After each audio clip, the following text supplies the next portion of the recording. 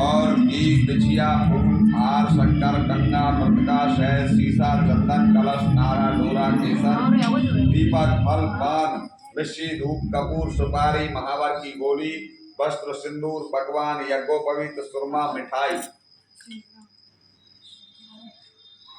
आदि भगवान की पूजन सामग्री एकाग्र मन होकर के पंचाक्षरी मंत्र से भगवान शंकर जी का ध्यान करें। पंचाक्षरी मंत्र बोल करके सब चीजों भगवान को समर्पित करें। हड़ताल का तीज व्रत कथा प्रारंभ थी।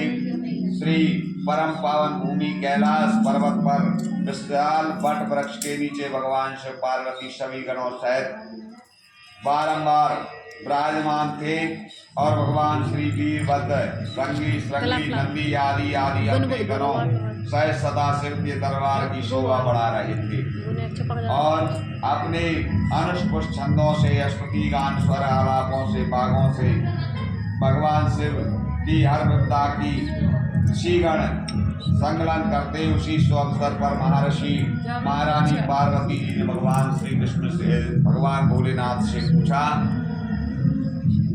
कि हे महेश्वर, मैं बड़े सौभाग्य हैं जो मैंने आप सभी के पति प्राप्त किए और क्या जान सकती हूँ कि मैंने कौन सा दान पुण्य व्रत किया था, उसी के प्रताप से मुझे आप मिले।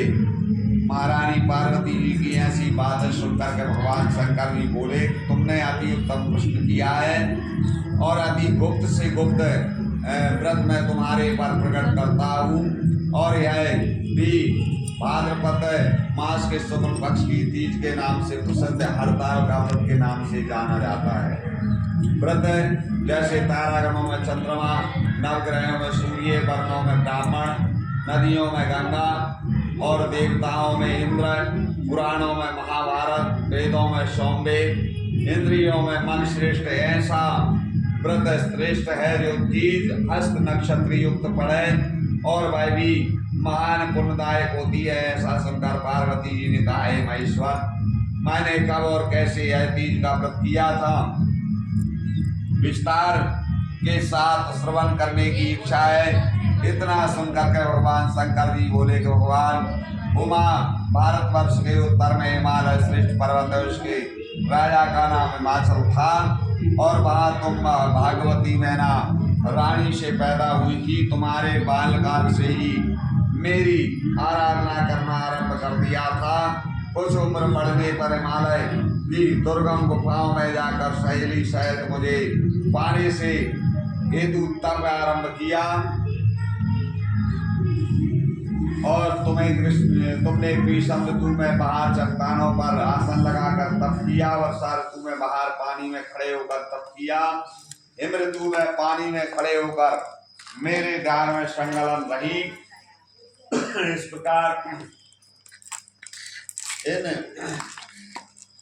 6 ऋतुओं में तपस्या करने पर भी जब मेरे दर्शन ना मिले तब तुमने ऊर्ध्वमुख होकर के केवल वायु सेवन की और तुमने वायु सेवन की, फिर वृक्षों के पत्ते सूखे पत्ते खा करके इस शरीर को क्षीर्ण किया और ऐसी तपस्या लीन देखकर महाराज हिमाचल अति चिंतातुर हुए और तुम्हारे विवाह हेतु चिंता करने लगे। तो उसी समय महर्षि देव ऋषि नारद जी उपस्थित हुए। राजा ने अति हर्ष के साथ उनका स्वागत पूजन सत्कार किया और उपस्थित होने का कारण जानने की कन्या योग्य पर प्राप्त हो जो वैकुंठ निवासी भगवान शेष सैया भगवान ने आपकी कन्या को वरण स्वीकार किया है, क्या आपको स्वीकार है? राजा हिमाचल ने कहा, महाराज मेरे बड़े सौभाग्य हैं जो मेरी कन्या को भगवान विष्णु ने मांगा है और अवश्य ही मैं उन्हें अपनी कन्याओं मां का दान करूंगा। है सुनिश्चित हो जाने पर नारद जी ने वैकुंठ में पहुंचकर भगवान विष्णु से पार्वती जी के विवाह का पूर्ण होना सुनाया। इधर महाराज हिमाचल ने वन में पहुंचकर पार्वती जी को भगवान विष्णु के विवाह होने का निश्चय हो चुकना सुनाया। ऐसे सुनते ही पार्वती जी तुमको महान दुख प्राप्त हुआ और उस दुख से बेहाल होकर अपनी सखी के घर पहुंच करके विलाप करने लगी। सखी ने कहा, मैं तुम्हारा दुख समझ सकती हूँ और तुम्हारी इच्छा जानकर कहा, देवी मैं तुम्हें ऐसी गुफा में तपस्या के लिए ले चलूंगी जहां तुम्हारे पिता महाराज क्या कोई भी तुम्हें नहीं ढूंढ सकेंगे। ऐसा कहकर के सहेली उमा सहित हिमालय की गहन गुफाओं में विलीन हो गई। और तब महाराज हिमाचल घबरा कर पार्वती जी को ढूंढते हुए विलाप करने लगे कि मैंने कन्या विष्णु जी को देने का वचन दिया है और कैसे पूर्ण होगा, क्या ऐसा कहे वह मूर्छित होकर के हो गए। और तब सभी पुरवासियों के साथ लेकर के वह ढूंढने के लिए महाराज पदार्पण कर ऐसी चिंता करके कहा कि क्या मेरी कन्या को कोई व्याघ्र खा गया या सर्प ने डस लिया और या कोई राक्षस हरण करके ले गया। उस समय तुम अपनी सहेली के साथ ही गहन गुफा में पहुंचकर बिना जल अन्न के मेरे व्रत को आरंभ करके नदी की बालू का लिंग स्थापित कर विविध वन पुष्प फलों से पूजन करने लगी। उसी दिन भाद्रपद मास की तृतीया शुक्ल पक्ष हस्त नक्षत्र युक्त प्राप्त थी। तुम्हारी पूजा के फल स्वरूप मेरा सिंहासन हिल उठा, तो मैंने तुम्हें दर्शन दिया और तुमसे कहा, देवी मैं तुम्हें तुम्हारे इस व्रत से और पूजन से अति प्रसन्न हूँ और अपनी कामना का मुझसे वर्णन करो। इतना सुनकर तुमने लज्जित भाव से मेरी प्रार्थना की और आप अंतर्यामी हैं, मेरे मन को भाव को आपसे कुछ छुपे नहीं है, आपको पति रूप में चाहती हूँ। इतना सुनकर मैं तुम्हें एम वस्तु कहकर इच्छित पूर्ण वरदान देकर अंतर्ध्यान हो गया। इसके बाद तुम्हारे पिता हिमाचल मंत्रियों सहित ढूंढते ढूंढते नदी के तट पर पहुंचे और मारे शोक से मूर्छित होकर गिर पड़े। उसी समय तुम मैं सहेली के मेरी बालू की मूर्ति विसर्जन करने हेतु नदी तट पर पहुंची। उसी समय तुम्हारे नगर निवासी मंत्रीगण मैं हिमाचल के तुम्हारे दर्शन कर अति प्रसन्न हुए और तुम्हारे पिता तुमसे लिपट लिपट कर रोने लगे और बोले कि उमा तुम इस भयंकर वन में कैसे चली आई, तुमने यह भी नहीं जाना जो अति भयानक है और जहाँ सिंह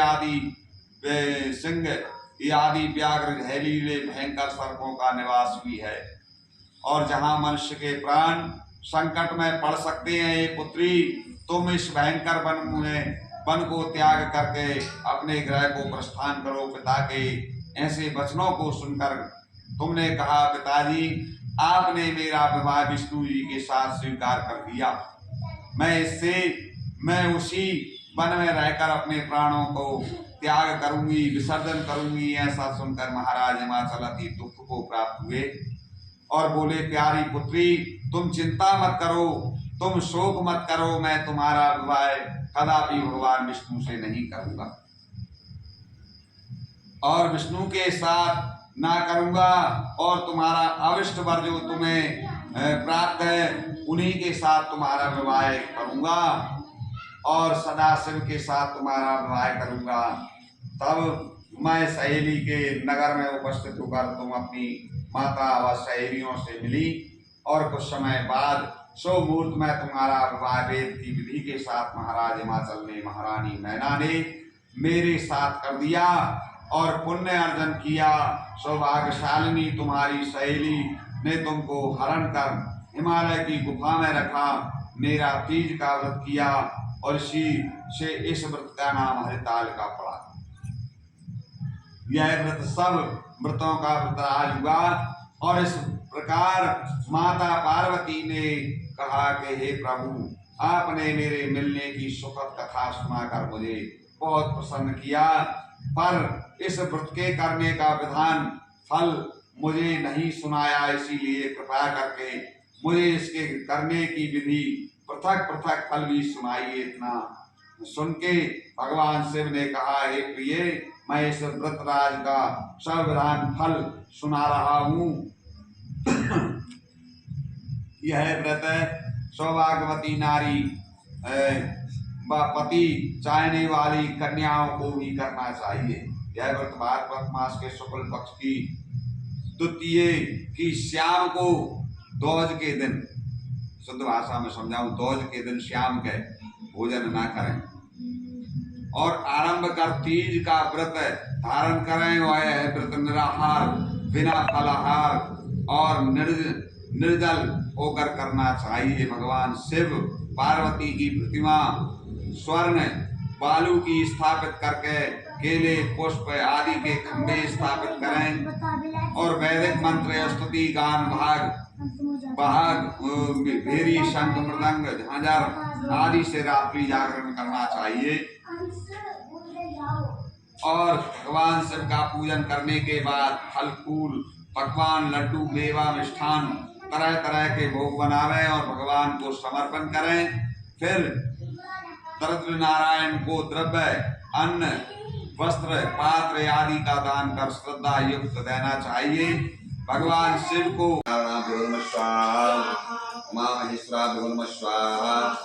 पाणी नागर्भा स्वाहा, सतीपुत्रा स्वाहा, कृष्ण देवता स्वाहा, राम देवता स्वाहा, स्थान देवता स्वाहा,